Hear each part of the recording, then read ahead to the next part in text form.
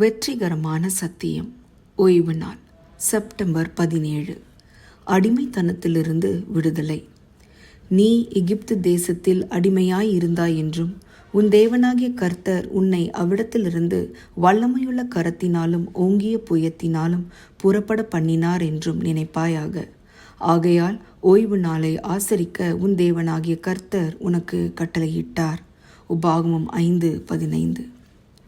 பால் கெய்டலுக்கு விடுதலை வழங்கப்பட்டது.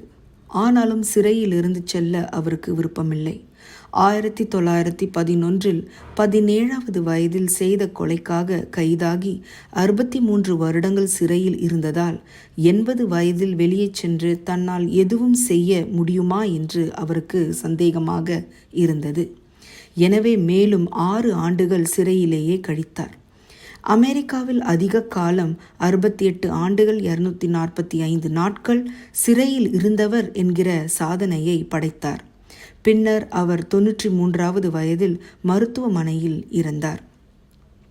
எகிப்தின் அடிமைத்தனத்திலிருந்து இஸ்ரவேலரை தேவன் விடுவித்த பிறகு ஓய்வு நாளை மீட்பிற்கு ஞாபகார்த்தமாகவும் நினைவு கூறும்படி போதித்தார். எல்லா வயதினருமே இந்த உலகத்தின் காரியங்களுக்கு அடிமையாக வாய்ப்புள்ளது. தேவன் தங்கள் விடுவிப்பார் என்பதை அவர்கள் தங்களுக்கு நினைவுபடுத்தி கொண்டே இருக்க வேண்டும். எனவே 2வது முறையாக ஓய்வு நாள் கட்டளை பற்றி தேவன் தம் மக்களிடம், உன் தேவனாகிய கர்த்தர் உன்னை அங்கே இருந்து பலத்த கையினாலும் நீட்டிய கரத்தினாலும் வெளியே கொண்டு வந்தார்.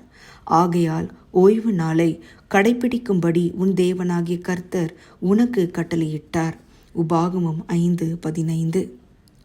ஓய்வு நாளை கடைபிடிப்பது நம் வாழ்க்கையை மாற்றும்படி தேவனை அழைப்பாகும்.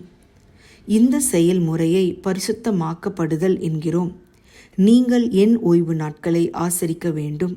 உங்களை பரிசுத்தப்படுத்துகிற கர்த்தர் நான் என்பதை நீங்கள் அறியும்படி இது உங்கள் தலைமுறை தோறும் எனக்கும் உங்களுக்கும் அடையாளமாயிருக்கும் என்று யாத்ராகமம் 31:13 கூறுகிறது. நாம் ஓய்வு நாளை பரிசுத்தமாக ஆசரிக்கும் போது ஆவியானவர் நம் இருதயங்களில் மாற்றத்தை ஏற்படுத்துகிறார். மக்களை பாவத்திலிருந்து விடுவிக்கிற ஓர் அடையாளமாக அந்த நாள் இருக்கிறது. செயலில் காட்டுங்கள். நீங்கள் சிறைக்கு சென்றிருக்கிறீர்களா? கம்பிகளுக்கு பின்னால் நிற்பது எப்படி இருந்தது? ஆழமான ஆராய்ச்சிக்கு எசேக்கியேல் 20:20, கலாத்தியர் 5:1, எபிரேயர் 13:12 வசனங்கள். ஆமேன்.